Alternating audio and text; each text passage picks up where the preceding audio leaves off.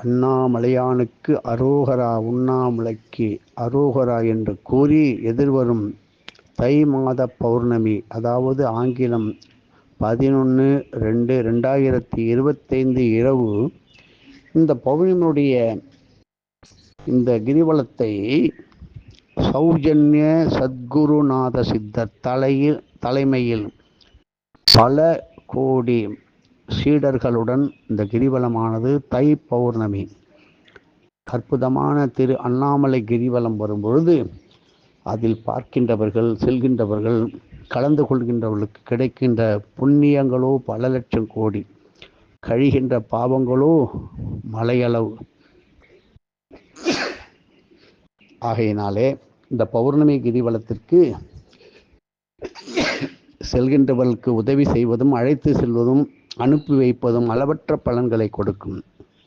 வால்மீகி மகரிஷி வால்மீகி பகவான் எழுதிய ஸ்ரீமத் ராமாயணத்திலே தொடக்கத்திலே இக்ஷ்வாகுகுல திலகனான ஸ்ரீராமச்சந்திரமூர்த்தியின் 16 கல்யாண குணங்களை பற்றி அற்புதமாக பேசப்பட்டு வருகின்றது.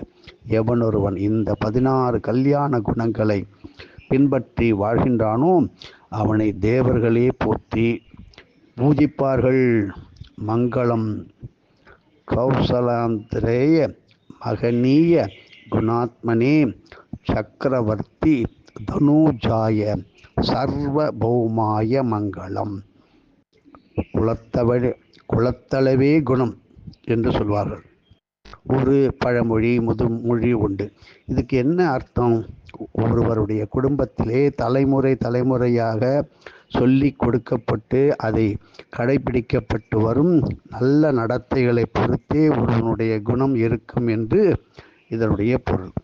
நன்னடத்தைகளை யாரால் போதிக்க முடியும்? குருவால் தான் முடியும். ஆகவே எந்த ஒரு குடும்பத்திற்கு குருகுல வாய்க்கப்பட்டு அக்குரு போதிக்கும் நல்ல நடத்தைகளை சிறமேற்கொண்டு அந்த குடும்பத்தினர் வாழ்கின்றார்களோ அந்த குலத்தளவே நற்குணங்கள் பொழிந்து அப்படியே மிகுதியாக இருக்கும் என்பது இது பொருள். இதற்கு அளவுகோல் தான் இந்த ராமபிரானின் இக்ஷ்வாகுகுலம். இந்த குலத்திற்கு நற்குணங்கள் எங்கிருந்து வந்தது? குலகுருவாகிய பிரம்மரிஷி வசிஷ்ட மகாபிரபுவின் அந்த வசிஷ்டரின் ஞான போதனையின் மூலம் வந்தது. ராமபிரானின் இக்ஷ்வாகுகுலத்தை அளவுகோலாக வைத்து கொண்டே குணத்தை மதிப்பு இட்டார்கள். இது சித்தர்களின் கருத்து. ஆகவே ஆதியிலிருந்து குணம் என்ற சொல்லுக்கே அடையாளமாக திகழ்ந்தது இக்ஷ்வாகுகுல வம்சம். குலகுரு வசிஷ்ட மகரிஷி அருளால். இதற்கு பல எடுத்துக்காட்டுகள் இருக்கு. 16 கல்யாண குணங்களில் ஒன்றாக விளங்குவது சத்தியம் அல்லது பொய் பேசாமை. தமது வாழ்நாள் முழுவதும் எப்பேற்பட்ட துன்பத்திலும் கூட ஒரு கடுகு அளவேனும் பொய் பேசாமல் வாழ்ந்து காட்டிய தவசீலரே ராமனின் குலத்தில் உதித்த ஸ்ரீ ஹரிச்சந்திர மகாபிரபு. நன்றாக தெரிந்து கொள்ள வேண்டும். இங்கே ஹரிச்சந்திரனை எதுக்காக குறிப்பிடுகின்றோம்? ஹரிச்சந்திரனுக்கு தினமும் அர்க்கியம் விட்டால் வீட்டில் ஒரு அற்புதம் ஒன்று நிகழ்ந்து கொண்டே இருக்கும். இன்னொரு கல்யாண குணமாக விளங்குவது திடமான தன்மை, ஸ்ட்ராங். அப்படி திடமான தன்மை, ஸ்டேபிள். அப்படி திடத்தன்மை அல்லது வைராக்கியம், முழு வைராக்கியத்துடன், கொஞ்சம் நஞ்சம் கிடையாது, அப்படியே ஆழ்ந்த வைராக்கியத்துடன் ஏகாதசி விரதம் ஏற்று ஆழ்ந்த பக்தியோடு பெருமாளை ஆராதித்தவனே அதே வம்சத்தை சேர்ந்த ஸ்ரீ அம்பரிஷ மகாராஜன். இதுவரை இந்த அம்பரிஷ மகாராஜாவை பற்றி தெரிந்திருந்தாலும் மறந்திருப்பீர்கள். அம்பரிஷரின் பக்தியிலே மகிழ்ந்த பெருமாள் அவனுக்கு சுதர்சன சக்கரத்தையே பரிசாக கொடுத்தார். அதையும் முறையாக பூஜை செய்து கொண்டு அப்படியே அதை பூஜை செய்து கொண்டுதான் வந்தார் அம்பரிஷ மகிழ்ச்சி. இது போன்று பல எடுத்துக்காட்டுகள், உதாரணங்கள் நிறைய இருக்கு. இப்படி 16 கல்யாண குணங்களை பெற்று சராசரி மனிதராக வாழ்ந்து காட்டியவரே ஸ்ரீ ராமச்சந்திர மூர்த்தி. இந்த பௌர்ணமி நன்னாளிலே நாம் மேற்கொள்ளும் கிரிவலமானது இந்த கல்யாண குணங்களை பெற நமக்கு கண்டிப்பாக உதவி செய்யும். மேலும் இந்த கல்யாண குணங்கள் நாம் மங்களங்கள் நிறைந்த சுபிட்சமான வாழ்க்கையினை உடனே பெறவும் கண்டிப்பாக உதவும். முன்னே சொன்னது போல இந்த 16 குணங்களை பெறுவதால் நம்மை தேவர்களே பூஜை செய்யும் அளவுக்கு நாம் அதீத புண்ணியத்தன்மையும் பெற்று விடுவோம். அப்புறம் என்ன, நீங்களே பெரிய ஆள் ஆகிட்டீங்கன்னா அப்புறம் என்ன? ராம அவதாரம் நிகழ்ந்த திரேதா யுகத்திலே 10,000 முறை திரு அண்ணாமலையை கிரிவலம் செய்து 16 கல்யாண குணங்களை அடைந்தவரே சௌஜன்ய சத்குருநாத சித்தர். சௌஜன்யமாக பேசுகிறாங்க அப்படின்னு சொன்னீங்கல்ல, அப்படி இவர் சுபமங்கல சுப்ரீத லோகத்தில் இன்றும் வாசம் செய்கின்றார். இன்றும் திரு அண்ணாமலையிலே ஷோடச குணாதிசய தரிசனம் என்று ஒன்று இருக்கு. 16 விதமான சக்தியில் நிறைந்த ஒரு தரிசனம் இருக்கு. இதுக்கு ஷோடச குணாதிசய தரிசனம் என்று பெயர். அதை சித்தர்கள் ரகசியமாகவே வச்சு கொண்டிருக்கார்கள். முறையாக ஒரு சர்க்குருவிடம் இதனை தத்துவத்தை நீங்கள் அறிந்து தரிசித்த மாத்திரத்திலே உடனே 16 கல்யாண குணங்களும் உடனே உங்களுக்கு வந்துவிடும். விடாதீர்கள். தான் அடைய பெற்ற கல்யாண குணங்களை பூலோக வாசிகளும் பெற வேண்டும் என்ற தன்னலமற்ற எண்ணத்தோடு இந்த கிரிவலம் செய்து அருள் புரிகின்றார் நமது சௌஜன்ய சத்குருநாத சித்தர். இந்த 16 கல்யாண குணம் அதனுடைய பேர் 16 சொல்ல முடியுமான்னு உங்கள் மனசில் தோன்றதா? எழுதிக்காங்க, சொல்கிறேன். 16 குணங்கள் என்ன? அதுவும் கல்யாண குணங்கள். 1 எளிமை, 2 வீரம், 3 தைரியம், 4 தர்மம், 5 நன்றி மறவாமை, 6 சத்தியம், 7 வைராக்கியம், 8 நல்வொழுக்கம், 9 ஜீவகாருண்யம், 10 தேஜஸ் அதாவது பிரகாசம், 11 வித்வான், 12 சாமர்த்தியம், 13 இனிமை, 14 கோபத்தை வெல்லுதல், 15 பொறாமை இன்மை, 16 தீயதை அழித்தல்.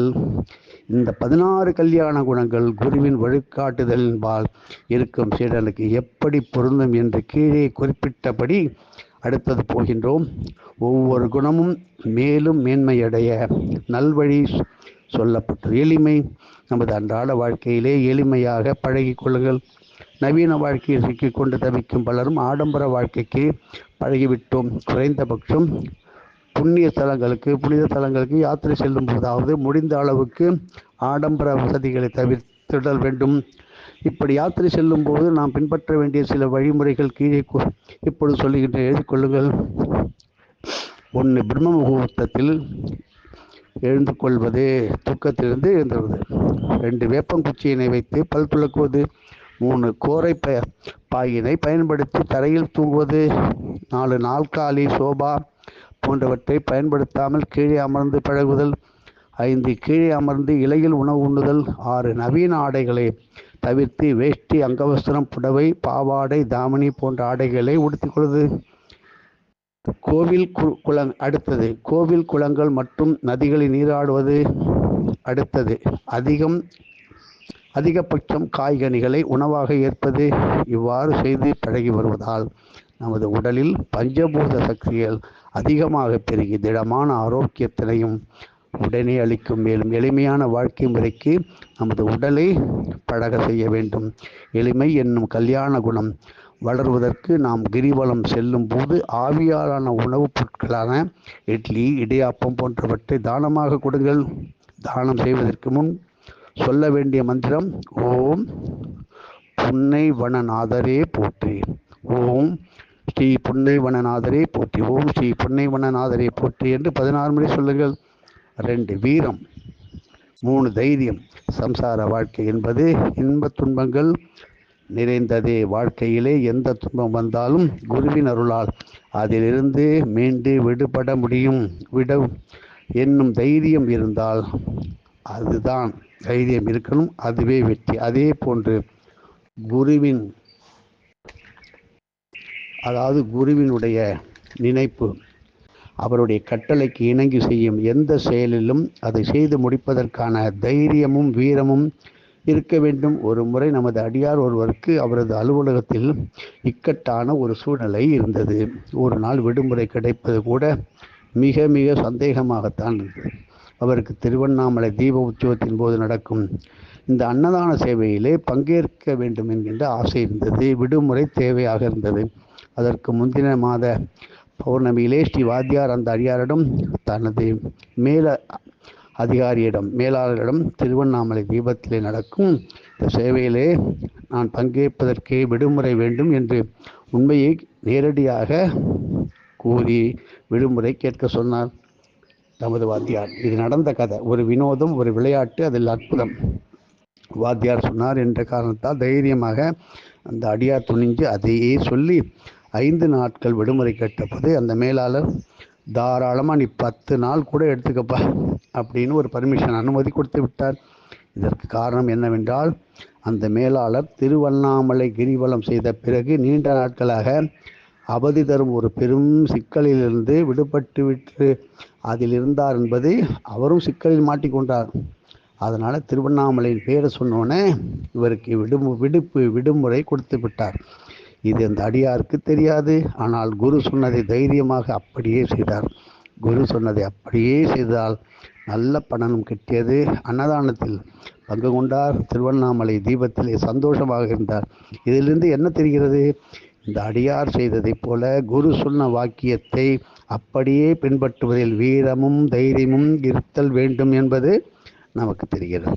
இந்த குணம் வளர்வதற்கு கிரிவல பாதையில் உள்ள காவலாளிகளுக்கு, வாட்ச்மேன், செக்யூரிட்டி கார்ட்ஸ், இவர்களுக்கு முடிந்த அளவுக்கு நல்ல விதமான உடைகள், வஸ்திர தானம் செய்யுங்க.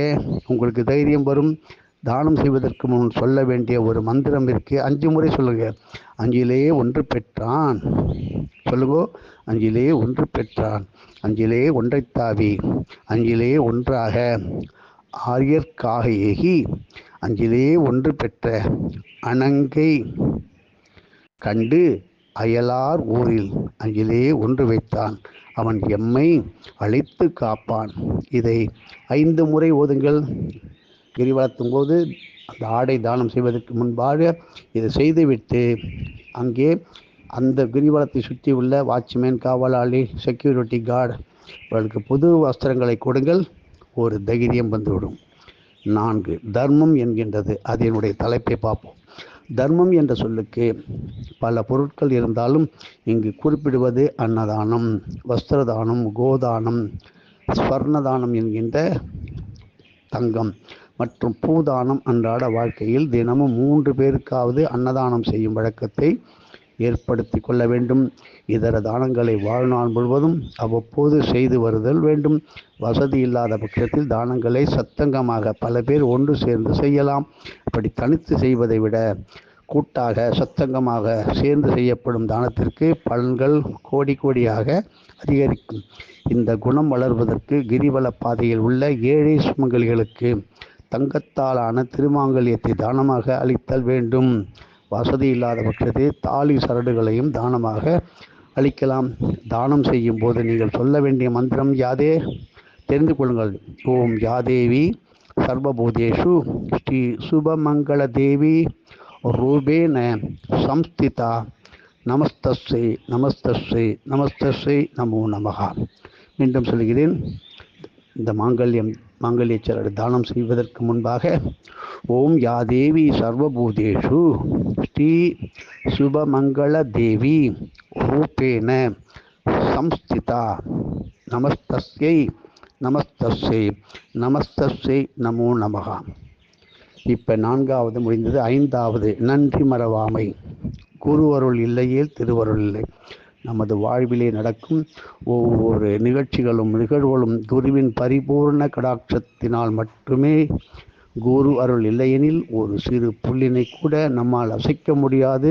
இதற்கு புராணங்களில் பல எடுத்துக்காட்டுகள் இருக்கு. பரிபூர்ண அவதாரம் என்று அழைக்கப்பெறும் ஸ்ரீ கிருஷ்ண பரமாத்மா 64 கலைகளையும் 64 நாட்களிலே உஜ்ஜைன் என்னும் இடத்தில் தனது குருவான சாந்தி பணியிடம் இருந்து கிருஷ்ண பரமாத்மா தெளிவாக கற்றுக்கொண்டார். இன்றும் நம்மால் அந்த இடத்தினை மத்திய பிரதேச மாநிலத்தில் நாம் தரிசிக்க முடியும். ஸ்ரீ கிருஷ்ண பரமாத்மா அறியாத விடயம் ஒன்று விஷயம் கிடையாது. இருந்தாலும் தனது குருவினை நமஸ்கரித்து பணிவிடைகளையும் செய்வார். ஆகவே என்றுமே நமது குருவினை மறவாது நன்றியுடன் இருத்தல் வேண்டும். தினமும் குருவின் பாதத்தை வைத்து பூஜை செய்து வருவதால் இந்த குணத்தை கொஞ்சம் கொஞ்சமாக வளர்த்து கொள்ள முடியும். மேலும் குருவின் திருவடியினை, அதாவது பாதுகை தலையில் சுமந்தபடி கிரிவலம் செய்வதும் மிக மிக ஒரு நல்ல புண்ணிய காலம், புண்ணியம் விசேஷம். பல கோடி மடங்கு குருவருள் வந்து சேரும். தக்க குருவினை அடையாதோர், அடைய விரும்புவோர் குரு அமையும் வரை ஸ்ரீ ராமபிரானின் பாதுகைகளை பயன்படுத்தி இவ்வாறு செய்தார். உடனடியாக குரு தரிசனம், குரு வீடை நோக்கி உங்களை நோக்கி வருவார். இதுதான் சத்தியம். ஆறாவது, பொய் பேசாமை, அதாவது சத்தியம். பொய் பேசாமல் இருப்பது தெய்வீக வாழ்க்கைக்கு மிக மிக முக்கியம். இந்த காலத்திலே வெகு சுலபமாக பொய்யை பேசிவிடுகின்றார்கள். ஆனால் அதன் பின்னால் இருக்கும் கர்ம வினைகளை யாரும் தெரிந்து கொள்வதோ உணர்வதோ இல்லை. ஒரு பொய் சொல்வதால் ஏற்படும் கர்ம வினைகளை ஓரளவிலும் சரி செய்ய 45 பேருக்கு உணவளிக்க வேண்டும் என்கின்றார்கள் பெரியவர்கள். ஒவ்வொருவரும் சொன்ன பொய் கணக்கினை சிந்தித்து பார்த்தால் எத்தனை 45 பேருக்கு கொடுக்கணும் உணவுன்னு சிந்திக்கணும். ராமபிரான் ஜடாயுன்னு ஒருத்தர் இருந்தாரோன்னா அவருக்கு மோட்சம் அளித்த வைகுண்டத்திற்கு செல்வாயாக என்று தனது திருவாய் மலர்ந்து அருளினார். இந்த சம்பவம் நடந்த பிறகு லட்சுமணன் ராமனிடம் சென்று, மனிதனால் எப்படி ஒருவனை வைகுண்டத்திற்கு அனுப்ப முடியும் என்று வினவினார். அதற்கு ராமபிரான், நான் இதுவரை பொய் பேசியதே கிடையாது. அதனால் எனது வாக்கினை கொண்டு எவரையும் எந்த லோகத்திற்கு வேண்டுமானாலும் அனுப்ப முடியும் அப்படின்னு கூறினார். இதுவே சத்தியத்தை மட்டுமே பேசுபவரின் உயர்ந்த வாக் சக்தி, வாக் பலிதம். இந்த குணம் வளர்வதற்கு கிரிவல பாதையில் உள்ள ஸ்ரீ ஹரிச்சந்திர மகாபிரபு சன்னதியிலே விளக்கேற்றி புஷ்ப மாலைகளை சமர்ப்பிக்க வேண்டும். நல்ல உடனடியாக உங்களுடைய காரியம் நடக்கும். இப்படி ஏழாவது, வைராக்கியம். நமது குரு நம்மிடத்தில் ஒரு செயலை செய்ய சொன்னால் அதை முடிப்பதில் வைராக்கியம் இருக்க வேண்டும். எப்பேற்பட்ட தடங்கள் வந்தாலும் அதையும் தாண்டி அந்த செயலை செய்து முடிக்க வேண்டும். ஸ்ரீ வாத்தியாரிடம் ஒரு வயதான செல்வந்தர் வந்து தனக்கு எல்லா வசதிகளும் இருந்தும் மனதில் ஒரு நிறைவு இல்லாமலே, சந்தோஷம் இல்லாமலே என்னமோ மாறியிருப்பதாக சொன்னார். மேலும் முன்னோர்களுக்கு முறையான பூஜைகளை அவரது தந்தை செய்கின்றதை பார்த்து இருப்பதாகவும் அதை அவர் செய்யாமல் விட்டதையும் பற்றி ஒரு நாள் கூறினார். இதை கேட்ட நமது குருநாதர் 12 லட்சம் காக்கைகளுக்கு சப்பாத்தியினை உணவாக இட்டால் உனக்கு நல்ல மனநிறைவு கிடைக்கும்னு சொல்லிட்டார்.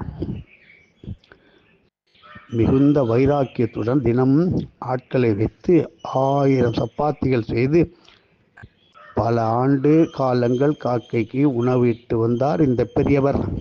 ஒரு குறிப்பிட்ட நாளில் அவருக்கு மன நிறைவு ஒன்று கிட்டிவிட்டது. வாத்தியாரிடம் வந்து நன்றியை கூறினார், திரும்பினார். அன்றிரவே அந்த பெரியவர் உயிர் சாந்தமான முறையிலே வீட்டிலே அமைதியாக பிரிந்து ஆத்மாவும் சாந்தி அடைந்தது. ஆகவே நமக்கு குரு இடும் கட்டளையினை, ஆணைகளை வைராக்கியத்துடன் செய்து முடிப்பதால் பெருமளவில் நன்மை பயக்கும். இந்த குணம் வளர கிரிவல பாதையில் 5 விதமான பட்சிகளுக்கு உணவு அளிக்க வேண்டும். 8 நல்வொழுக்கம். ஆன்மீகத்தில் நல்லொழுக்கம் என்பது மிக மிக இன்றியமையாத ஒன்று. இங்கு சித்தர்கள் நல்லொழுக்கமாக குறிப்பிடுவது பிரம்மச்சாரிய விரதம். பிரம்மச்சாரியம் என்பது முறைகளில் சிறிது வேறுபட்டிருந்தாலும் அது கூட சந்நியாசி, துறவி மற்றும் கிரகஸ்தன், கல்யாணமானவர் ஆகிய இருவருக்குமே இது பொருந்தும். புலன்களை அடக்குவது என்பது சந்நியாசிகளுக்கு. மேலும் ராமரை போன்று ஏகபத்னி விரதனாக இருந்து மனைவியை தவிர இதர பெண்கள் அனைவரையும் தாயாக கருதுவதே கிரகஸ்தர்களுக்கு பிரம்மச்சாரிய விரதமாக பேசப்படுகிறது. சிறுவர்களுக்கு காப்பாக விளங்குவது 3 சந்தியாவந்தன வேலைகளும் செய்யும் காயத்ரி ஜபம். இதனால் தான் காமம் புகுவதற்கு முன் காயத்ரி புக வேண்டும் என்று சீரிய பழமொழி இருக்கு. அதாவது காம எண்ணங்கள் தோன்றுவதற்கு முன்னரே சிறுவனாக இருக்கும்போதே அந்த சிறுவனுக்கு காயத்ரி மந்திரத்தை உபதேசம் செய்து அதை அவன் விடாமல் ஓதி காயத்ரியின் சக்தியால் காமத்திற்கு ஆளாகாமல் இருக்கும் வழக்கத்தை அக்காலத்தில் ஏற்படுத்தினார்கள். முறையாக பிராணாயாமம் பயிற்சி செய்து வருவதும் மனதினை கட்டுப்படுத்தும் வழிகளில் ஒன்று. கிரிவல பாதையிலே உள்ள காமக்காடு பகுதியிலே காமோ காஷித் நமஹா காமோ காஷித் நமோ நமஹா என்று குறைந்தது 1008 முறை ஓதி கிரிவலம் ஆற்றுவதால் இந்த குணத்தினை நீங்கள் எல்லோரும் பெறலாம். இந்த தை அமாவாசை பௌர்ணமியை விட்டுவிடாதீர்கள். ஜீவகாருண்யம் 9. புல்லு புழு பூண்டு முதல் அனைத்து தாவர ஜங்கமங்களோடும் நாம் காருண்யத்துடன் இருக்கணும். சர்வம் பிரம்மமயம் என்று மகான் ஸ்ரீ சதாசிவ பிரம்மேந்திரர் பாடியது போல உலகத்தில் உள்ள அனைத்திலும் இறைவன் குடிகொண்டே இருக்கிறான் என்ற எண்ணம் நம்முள் பசுமரத்து ஆணி போல பதிந்து இருக்க வேண்டிய அவசியம். இந்த சிந்தனையின் வளர்ப்பதால் இப்படி சிந்தனையை நீங்கள் வளர்த்து கொள்வதால் பெரும்பாலான குற்றங்களை தவிர்த்து கொண்டே வந்துவிடுவார். தினமும் பசுமாட்டிற்கு பழம் கொடுக்கும் வழக்கத்தை ஏற்படுத்தி கொள்ளுங்கள். இது அவசியம். கிரிவல பாதையில் தென்படும் மரம், செடி, கொடி, பறவை, வாகனம், கடைகள் ஆகிய அனைத்திலும் நமது இஷ்ட தெய்வத்தின் பிம்பத்தை தியானித்து அங்கு கூடிக்கொண்டிருப்பதாக நீங்கள் மனதிலே எண்ண வேண்டும். தேஜஸ் 10. பிரகாசம்னு சொன்னேன் இல்லையா? முகத்தில் தோன்றும் ஒரு ஆன்மீக பிரகாசமே தேஜஸ். அழகு கிடையாது, ஒளி கிடையாது. தேஜஸ் என்கின்ற தேஜஸ் இதைத்தான் மகான்கள் அது ஒரு பிரவாக ஒளி. ஒவ்வொருவது ஆன்மீக நிலைக்கு ஏற்றபடி ஒவ்வொருவரின் தலைக்கு பின்னால் ஒரு ஒளி வட்டம், அதாவது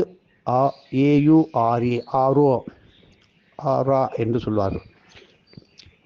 பேரளவில் பூஜைகள், ஜெபங்கள், ஹோமங்கள், தான தர்மங்கள் செய்பவர்களுக்கு ஒளிவட்டம் மிகவும் பிரகாசமாக தென்படும். அந்த பிரகாசமான ஒளிவட்டத்தின் பிரதிபலிப்பு முகத்திலும் தென்படும். இந்த ஆன்மீக பிரகாசத்தை பெறுவது என்பது ஒரு கல்யாண குணமாக கருதப்படுகின்றது. எந்த நேரத்திலும் தூக்கத்திலும் கூட நமது மனதில் இறைநாமங்கள் அல்லது காயத்ரி ஜெபம் ஓடிக்கொண்டே இருக்க வேண்டும். இதை பல்லாண்டு காலங்கள் செய்து வருவதால் ஆன்மீக பிரகாசத்தை பெற முடியும். சரவண பவ என்னும் சடாட்சர மந்திரத்தை 1005 முறை கிரிவலம் செய்யும்போது ஓதுவது இந்த குணத்தின் மிக அற்புதமான சக்தியை வளர்த்து கொள்வதற்கு அற்புதமான ஒரு வழிமுறையாகும். 11. வித்வான். ஒரு குறிப்பிட்ட துறையிலே சகல விஷயங்களும் அறிந்தவனை வித்வான் என்று அழைப்பார்கள். ஆனால் இங்கு சித்தர்கள் கூறுவது என்ன? ஒரு குரு பக்தியிலே திளைத்து சத்குருவின் திருவடிகளே கதி என்று பற்றி தெய்வீகத்தில் உயர்ந்த நிலையினை அடைந்து இறைவனின் திருக்காட்சி பெற்றவர்களையே வித்வானாக சித்தர்கள் கருதுகின்றார்கள். இதையே நமது சத்குரு எங்க பின்னாடி சுத்துக, கடவுளை காட்டுறோம் என்று சொல்வார். சொற்பொழிவாற்றும் பேசும்போதும் இதை கூறுவதை நிறைய பேர் பார்த்திருப்பீங்க. குரு பக்தியில் பரிபூர்ண நிலையினை அடைந்தவர்களின் கண்களுக்கு கோயில்களில் உள்ள இறைவனின் பிம்பங்களில் கூட குருவின் திருமுகம் மண்டலம் தான் தெரியும். இது ஒரு மிக மிக உன்னத தெய்வீக லீலை. இந்த குணத்தை வளர்க்க கிரிவல பாதையில் ஏகமுக தரிசனத்தை நீங்கள் பார்த்தபடி கீழே உள்ள மந்திரத்தை 48 முறை, நான் சொல்லுகின்ற மந்திரத்தை 48 முறை ஓத வேண்டும். சத்குருநாதா சத்குருநாதா சத்குருநாதா பாகிமா, சத்குருநாதா சத்குருநாதா சத்குருநாதா ரக்ஷமாம். சொல்லுங்க. ஓம் சத்குருநாதா சத்குருநாதா சத்குருநாதா பாகிமாம், சத்குருநாதா சத்குருநாதா சத்குருநாதா ரக்ஷமாம் சொல்லுங்க. அப்படியே குரு எங்கே பார்த்தாலும், நீங்கள் ஒரு மரத்தை பார்த்தாலும் அதில் குரு தெரிவார், ஒரு சிலையை பார்த்தாலும் தெரிவார். உங்கள் எதுக்கே குரு நடமாடுவார், காட்சி கொடுத்து கொண்டே இருப்பார். ஒரு சாமர்த்தியம் இல்லைங்கிறீங்களா? 12. அதுதான் தலைப்பு, சாமர்த்தியம்.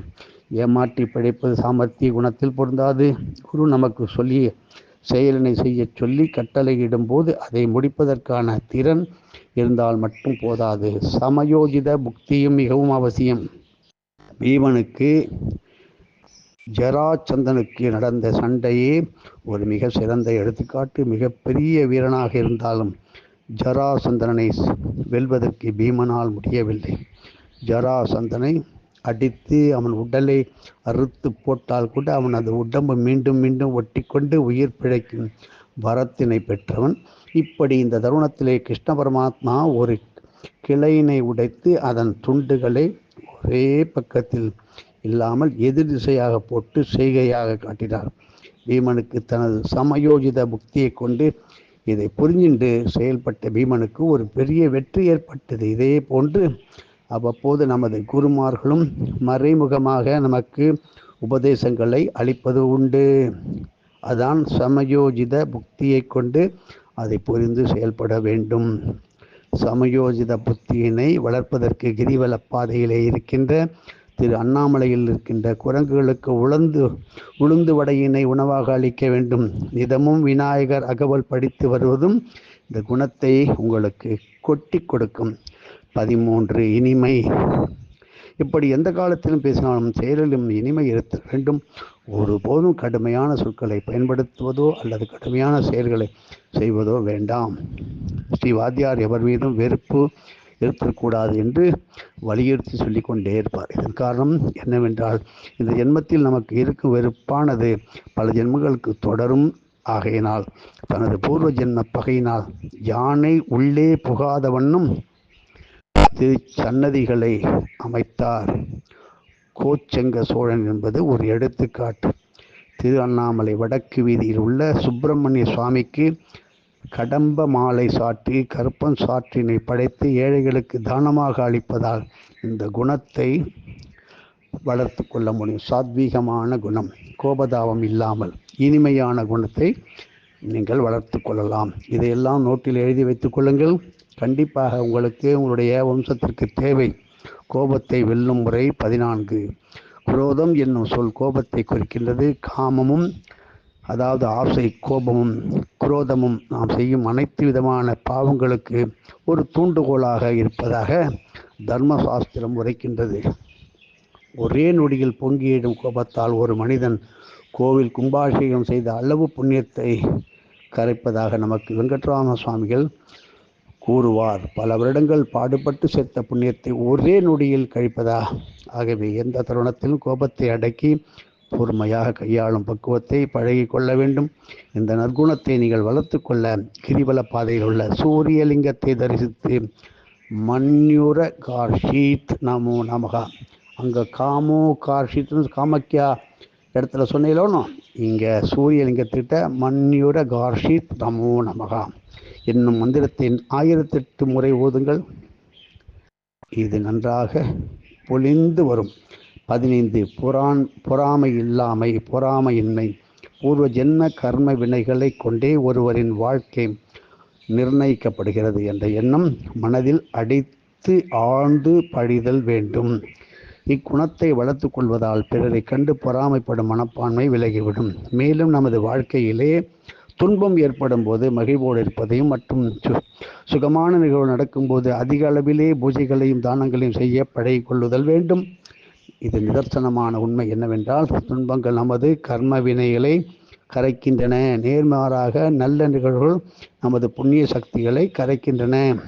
இந்த குணத்தை வளர்த்து கொள்ள கிரிவல பாதையிலே அமைந்துள்ள திரௌபதி அம்மன் சன்னதியிலே குறைந்தபட்சம் 16 சுமங்களுக்கு தாம்பூலம், பூர்ண தாம்பூலம் அளித்தால் பொறாமையின்மை என்கின்ற நிலை வரும்.